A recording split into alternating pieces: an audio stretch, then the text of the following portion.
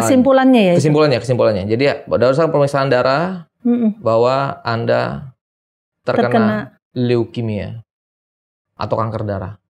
Wah, itu udah kayak seperti disambar geledek tuh, gitu kan. Vonis mati itu tuh biasanya, ya. Sahabat Crosstalk, bersama saya Grace Kusno dalam Bincang-Bincang Crosstalk.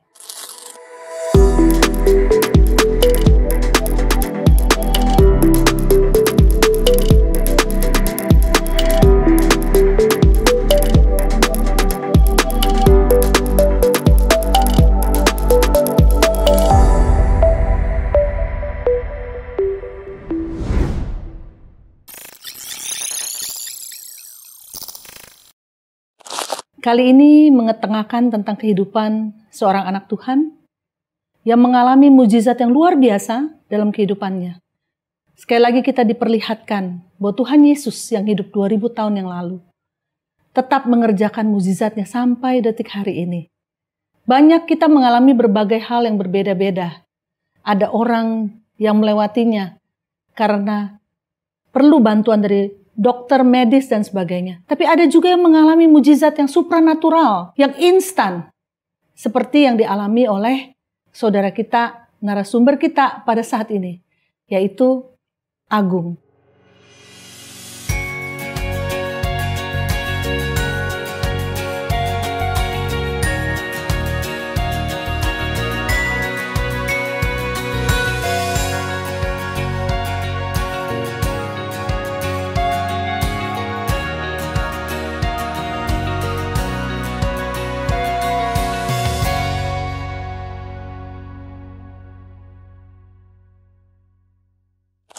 Bro Agung, thank you ya, udah mau datang ya, untuk waktu yang diberikan. Ya, Bro Agung luar biasa, sekarang ini kelihatannya memang sepenuh waktu untuk melayani Tuhan.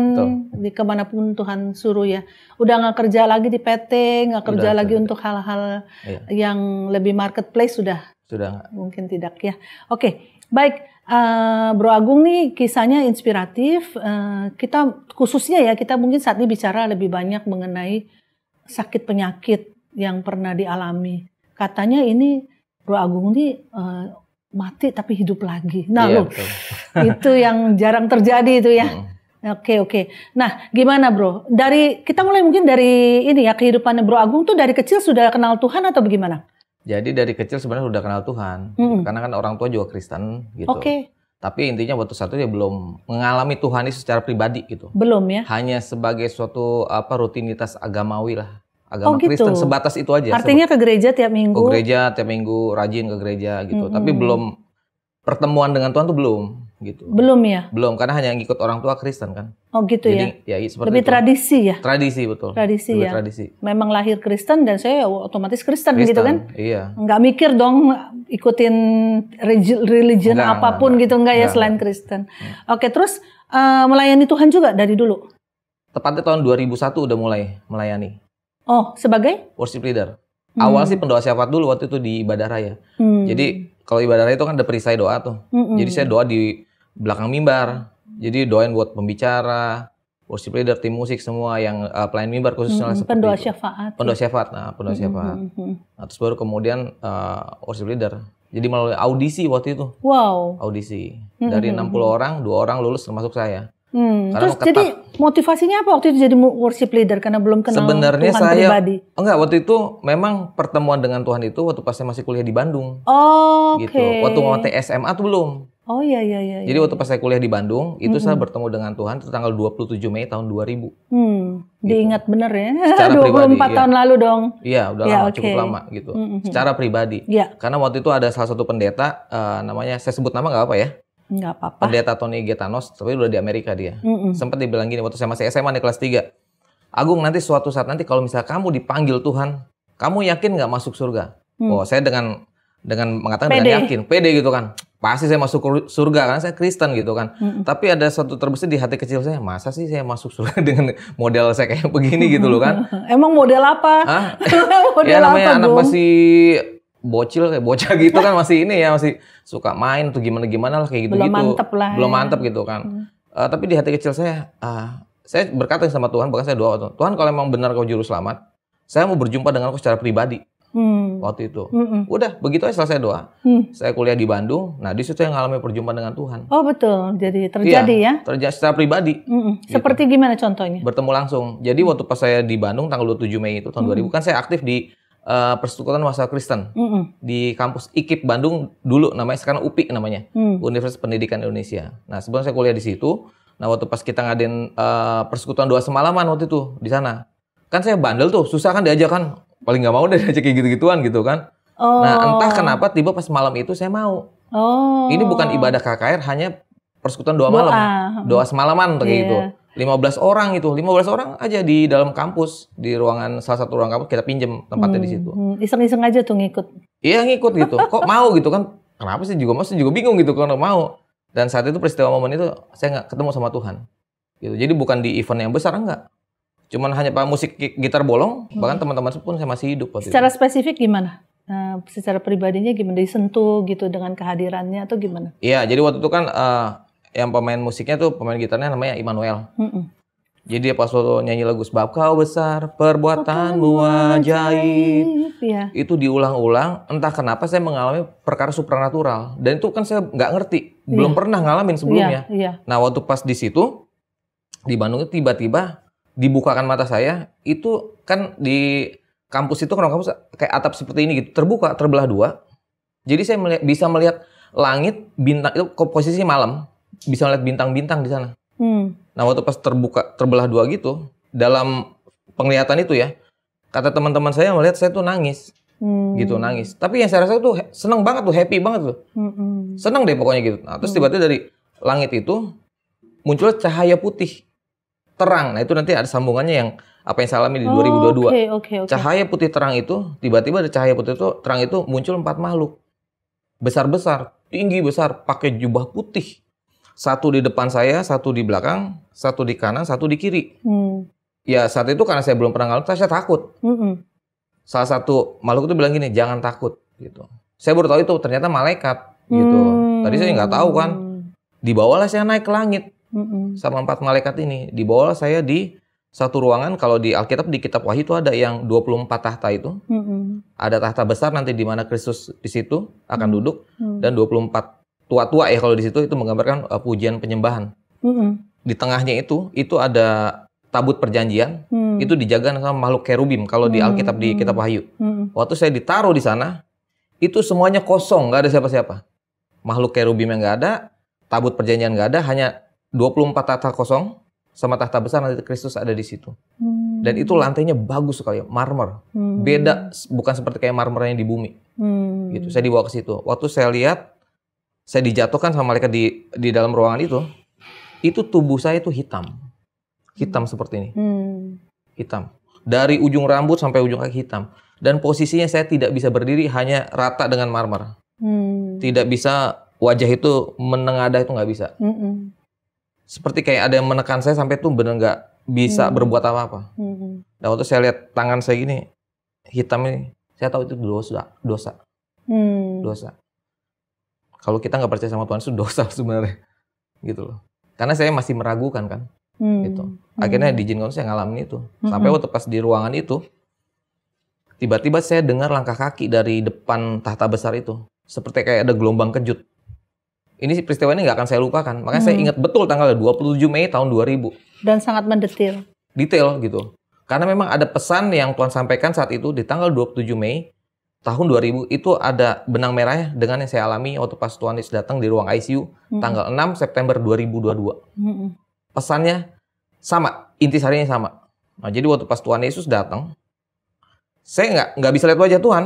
Saya merasakan ada gelombang kejut, ada langkah semakin maju mendekat ke saya. Terus saya dengar suara selalu di telinga saya, Agung, anakku, kemari. Saya bilang sama Tuhan, tidak Tuhan, saya tidak layak, saya orang berdosa. Agung, anakku, kemari. Sampai 3 kali Tuhan Yesus bilang kayak gitu. Saya makin begini gitu, nggak berani saya gitu, nggak bisa deh pokoknya.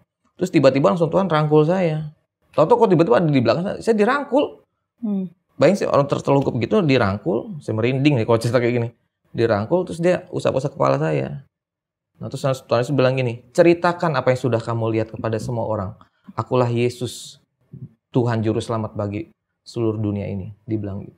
Dan itu suasananya tuh bener-bener tuh enak banget.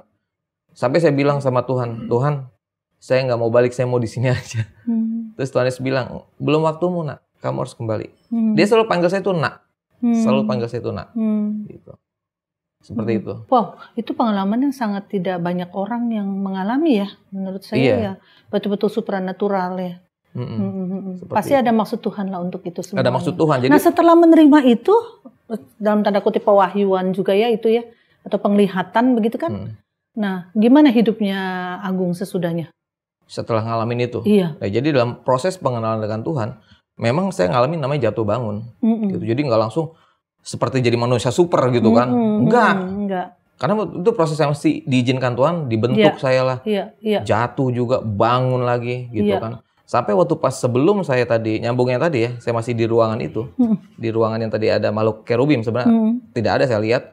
Tiba-tiba tadi 4 malaikat, hanya 2 malaikat tuh ada di situ. Terus saya dibawa ke satu ruangan lagi, cukup besar.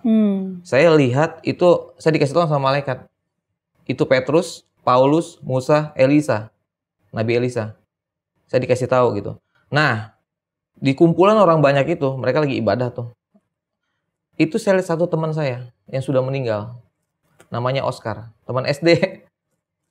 Dia meninggal karena leukemia, kanker darah. Nah, itu sebenarnya udah ada sesuatu yang Tuhan memberikan clue, petunjuk ke depan apa yang akan terjadi dalam hidup saya. Setelah itu tahun 2000 ya. 2022 kan saya ngalamin.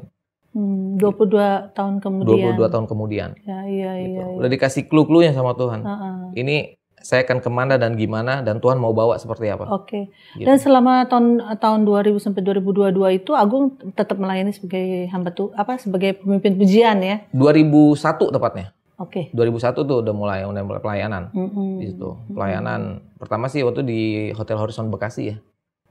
Itu GBI ya. GBI situ. Terus sampai sekarang masih melayani.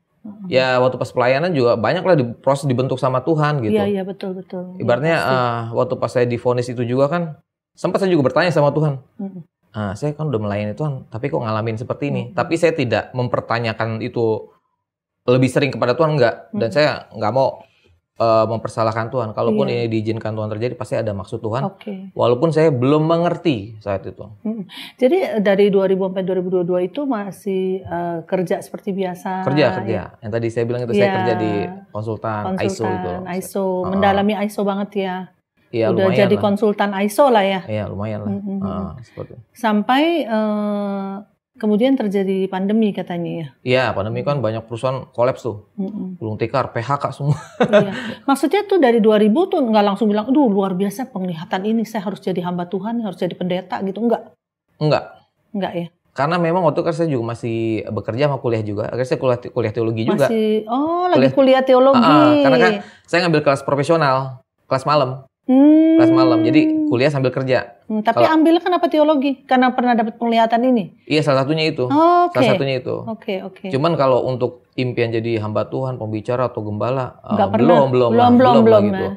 Walaupun sebenarnya Tuhan udah kasih clue gitu. Cuman saya sendiri yang masih, ya tahu sendiri lah, masih gitu-gitu. Iya, masih muda. Gitu lah. Oke, terus lumayan sukses lah ya, karena ISO itu waktu itu lagi happening juga, lagi memang semua orang berusaha untuk mencapai. Butuh, dan itu harus, wajib kan, kalau bilang wajib itu. Kayak gitu. Seperti itu. Nah udah gitu tahu-tahu tahun 2019 kan pandemi ya, apa yang terjadi tuh? 2019. Apa yang terjadi tuh? Nah jadi saya ingat banget tuh waktu pas itu kan karena banyak yang gulung tikar, PHK, saya sempat jadi kurir waktu itu. Kurir, nganterin barang. Jadi saya bikin usaha sendiri. Namanya Justrim Justip, jasa kirim jasa titip. Jadi teman-teman itu kan ada punya misal kayak usaha roti contohnya. Nanti saya kirim tuh ke mereka. Saya kirim, maksud mereka punya customer, saya hanya kirim aja. Delivery. Pakai motor. Pakai motor saya kirim ke mereka, dikasih alamatnya, udah. Nanti berapa biayanya? Nanti saya dapat tip biasanya dari situ. Yang nganter kamu sendiri? Saya sendiri nganter. Naik motor? Naik motor, keliling Jabodetabek itu. Jadi sebenarnya mirip itu ya, ojek online gitulah ya. Iya, mirip. Tapi cara pemasarannya kamu langsung? Langsung. Kekenalan dari teman-teman saya. Gitu. Jadi ya banyak sih peristiwa ajaib yang Tuhan nyatakan waktu pas itu kan. Ya semualah kita berjuang waktu pas COVID itu kan benar-benar itu mesti survive banget itu. Iya. Dan nggak tahu saya dikasih ide gitu sama Tuhan gitu kan. Iya. Ya walaupun hasilnya memang nggak seberapa, tapi untuk menyambung hidup bisa lah gitu kan, adalah. Sampai waktu pas saya ngirim ke customer gitu kan, karena lihat foto profil saya, wajah saya, mereka tahu ini kok Agung yang worship leader gitu kan. Artinya kok mau iya kok gitu mau, kan. gitu kan. Orang udah biasa di panggung mimbar gitu kan. Mungkin gengsi atau gimana. Saya ngapain gengsi gitu. Kan saya mending nggak mencuri gitu kan. Ya, pelayanan utamanya memang worship leader dulu ya. Iya, selama bertahun-tahun ya. Sambil kerja waktu itu masih kan. Sambil kerja. Kan. Nah, terus sampai dia cuma beli berapa murah gitu, 200 ribuan gitu kan. Sampai dia bilang, Kak Agung tunggu bentar ya. Tiba-tiba tuh dikasih tips sampai yang tadi itu saya bilang, bisa ada yang ngasih tips 1.500.000. Tapi ini apa, untuk apa? Enggak, saya mau berkati Kak Agung, katanya dia bilang gitu. Itu yang mesen servis itu memang temen waktu itu yang ngasih uang sebanyak itu ya? Iya, kenalan ya? Kenalan. Yang taunya kamu tuh worship leader gitu? Taunya worship leader gitu aja, walaupun kenal secara langsung sih enggak. Mungkin cuma hanya tahu aja gitu kan mereka. Gitu. Belas kasihan dari Tuhan. Nah itu dia, belas kasihan dari Tuhan gitu. Dan ada ya semua. Sampai nggak pernah kekurangan. Enggak, puji Tuhan enggak gitu. Bahkan saya saat itu pas COVID masih kredit motor itu. Dan itu mujizat tuh dari Tuhan. Jadi saya ikut rekonstruksi kredit ya. Ada waktu itu kan program dari pemerintah kan. Jadi kan ada penundaan untuk membayar. Restrukturisasi atau apa gitu? Ya kayak gitu-gitu deh gitu. Semuanya lah itu, baik perumahan, terus kendaraan kayak gitu kan. Karena memang, waduh ini gimana untuk bayarnya. Sampai saya udah bersama Tuhan. Kalau memang ini mau diambil, udah ambil, mau gimana, mau bayar gimana, nggak ada uang gitu kan. Tapi saya niatnya mau bayar, hanya tinggal 4 bulan lagi tuh saya lunas gitu kan. Kan sayang banget tuh kan sudah diambil. Dan itu puji Tuhan sampai waktu itu pas masih COVID, tapi udah mulai berkurang ya waktu itu. Saya ditelepon tuh sama salah satu persekutuan doa, PD Esther namanya. PD Esther. PD Esther ada di Bekasi, Bu Nomi. Bilang, Gung bisa nggak ke Mabes Polri? Wah ngapain ke Mabes Polri? Gitu kan. Ini ada dari kepolisian mau undang kamu untuk ngisi di ini, kan ada persekutuan di situ. Nah itu suruh jadi pemimpin pujian. Iya, pemimpin pujian. Waktu saya datang ke sana, udah dikasih berkat. Kepikir paling biasalah segitulah gitu. Pas saya terima tuh gede banget gitu. Dan itu bisa untuk bayar motor lunas. Langsung 4 bulan lunas. Itu juga aneh gitu. Itu maksud Tuhan. Jadi Tuhan nggak akan mempermalukan sih intinya gitu. Iya betul ya, betul gitu. Ya. Terus pada waktu itu sempat juga ini ya kerja kemudian ya. Ya setelah dari kurir itu kerja di perkebunan, perkebunan hidroponik. Iya. Nah di situ waktu pas awal masuk ke situ saya udah dengar tuh suara Tuhan. Jadi waktu pas di perkebunan itu, saya jelas sekali dengar suara Tuhan bilang gini. Saya merinding kalau saya gini. Itu nggak ada orang, nggak ada siapa-siapa. Saya dengar secara audible. Terus tiba-tiba saya merasakan tuh hadirat Tuhan tuh yang pekat gitu loh. Hadirat Tuhan yang pekat sampai saya tadi berdiri sampai tertunduk. Saya tahu nih Tuhan Yesus ada di sini. Terus dia ngurapin kepala saya, dia bilang gini, Nak, aku bawa kamu ke sini sampai kamu siap. Dia cuma bilang gitu doang. Sampai kamu siap. Udah, saya nggak nanya lebih lanjut, ya udah saya ikutin aja. Dibentuklah saya juga sama Tuhan di situ. Gitu. Karena kebetulan saya juga kan sedikit ngerti lah tentang pertanian, karena kan dulu kuliah biologi kan, jadi paham lah tentang tanaman, anatomi tanaman, kayak ngerti lah, paham. Gitu. Tapi memang ada maksud Tuhan. Saya juga udah merasa nih saya nggak akan lama di sini. Kan sampai kamu siap. Gitu. Jadi ntar udah siap, Tuhan bawa. Seperti itu. Nah, selama dalam proses kerja di situ itu terjadilah yang sakitnya itu ya? Iya, di Januari 2022. Januari 2022. Masih gejala. Masih kerja di sana lah. Masih. Jadi gejalanya itu udah saya alami di Januari 2022. Belum divonis leukemia, belum. Oh, belum. Belum divonis. Pokoknya ada sesuatu yang nggak benar badannya di badan, di tubuh saya. Jadi waktu pas Januari 2022 itu normal berat badan saya seperti ini waktu itu ya. Itu foto-fotonya ada, nanti boleh ditayangin kalau ini. Jadi tiba-tiba berat badan saya merosot. Menyusut. Tanpa alasan. Cepat gitu loh. Jadi cepat. Terus yang kedua, yang paling kelihatan banget ini, kulit saya menghitam. Nggak sehat gitu loh. Seperti ada sesuatu yang rusak. Cuman waktu itu saya belum ke dokter. Belum ke dokter. Terus nggak lama, urat-urat di tangan saya ini muncul. Seperti kayak orang angkat beban berat gitu. Padahal kerjanya biasa aja. Nggak ngangkat, enggak. Sampai ke sini, urat-urat muncul semua. Gitu kan. Kan aneh. Terus itu kerja baru 1 jam aja, itu udah keringetan. Udah kayak seharian full. Iya. Gitu. Nah waktu itu kata pimpinan saya, coba cek ke dokter, jangan takutnya ini diabetes. Iya. Nah dicek nggak ada, aman-aman aja. Gitu. Itu semakin menyusut Januari, Februari 2022 menuju Maret 2022. Pas saya mau bangun tidur, tiba-tiba di telinga kanan saya itu seperti ada yang ganjel gitu loh.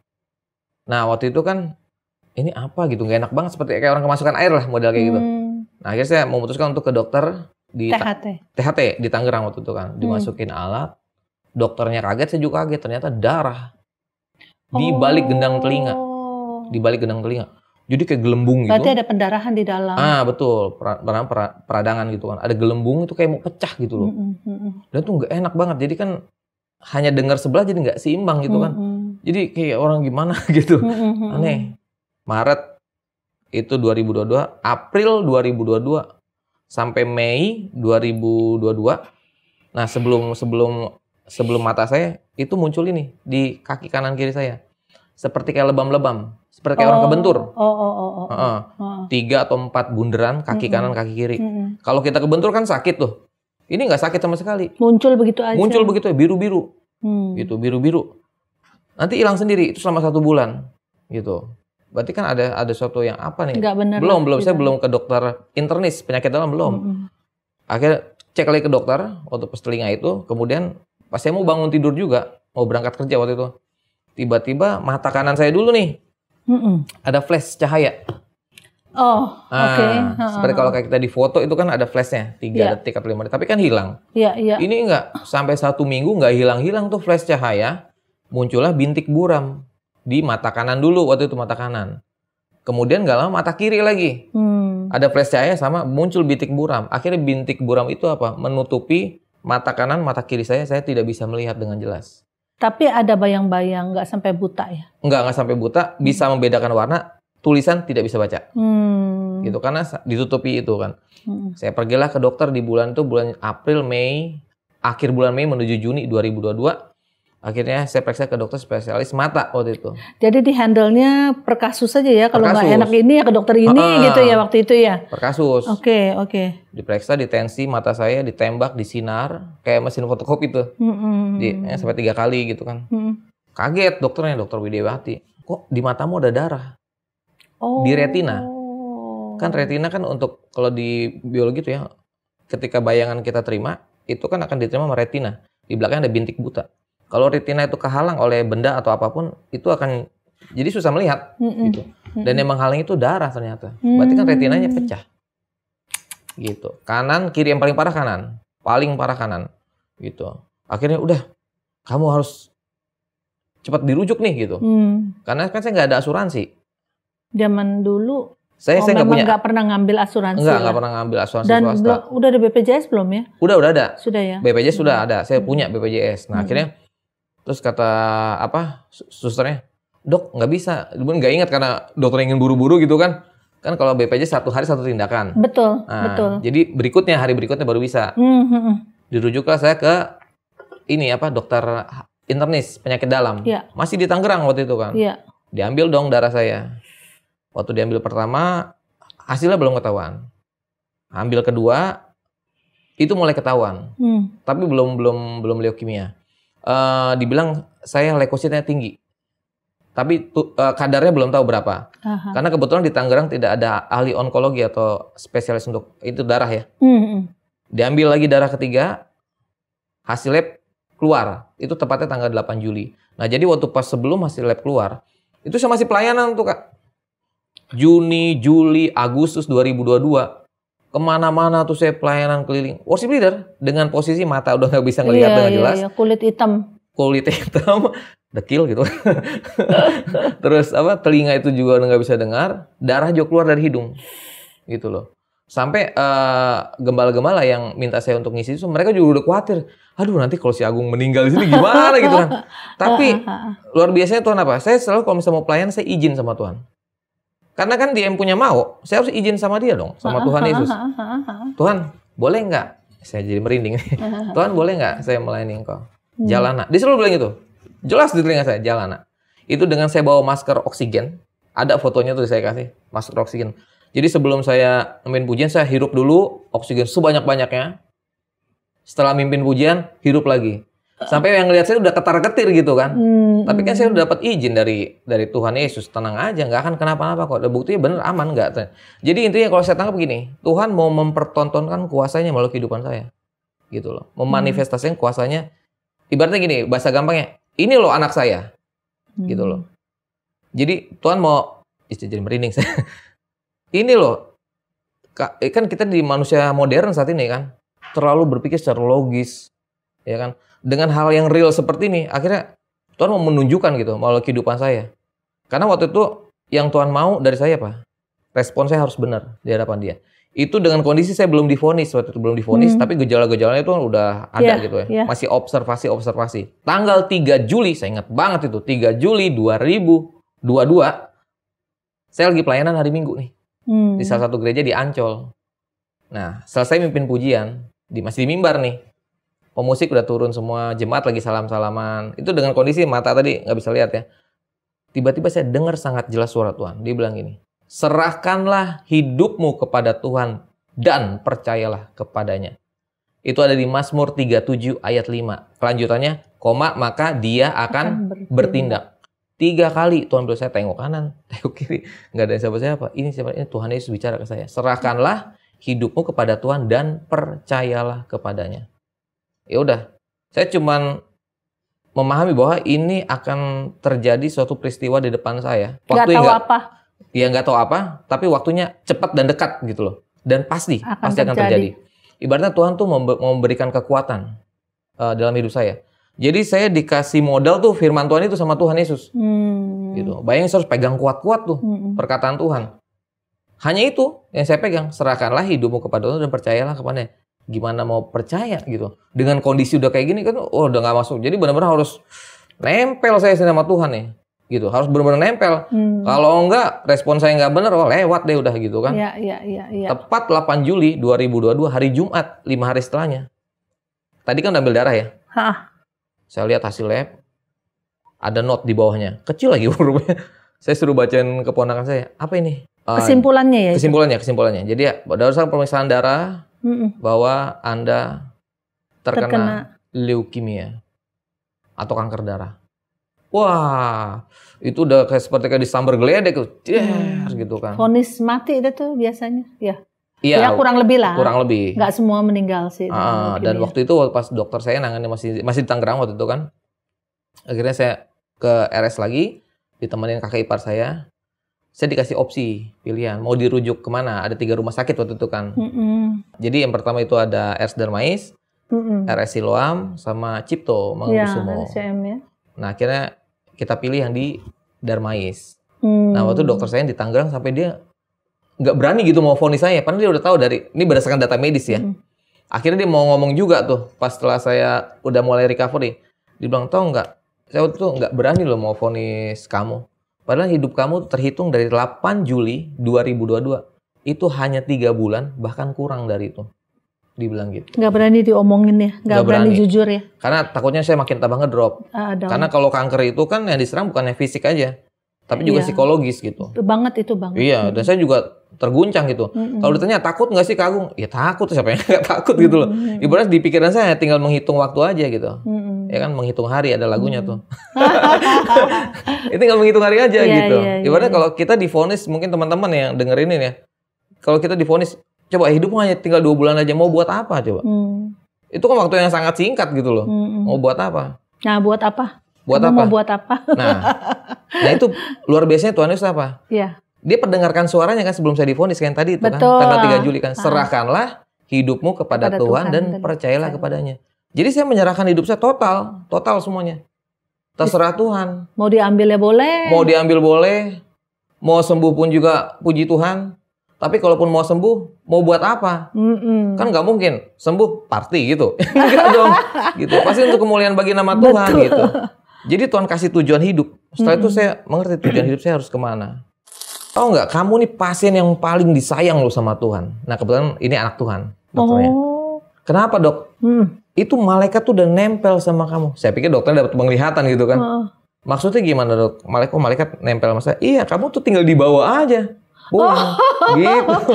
Gitu maksudnya? Iya, gitu. Tinggal dibawa pulang. Karena mereka udah kritis banget. Udah kritis. Jadi lihat dari data medis ya. Semua lihat dari data medis kan. Gitu. Sahabat Crosstalk, agar kesaksian ini dapat menjadi berkat kepada lebih banyak orang, yuk like and share kesaksian ini kepada keluarga dan teman-teman lainnya. Bagi sahabat Crosstalk yang diberkati melalui kesaksian ini, mari berbagi di kolom komentar. Dan subscribe agar tidak ketinggalan kesaksian-kesaksian lainnya.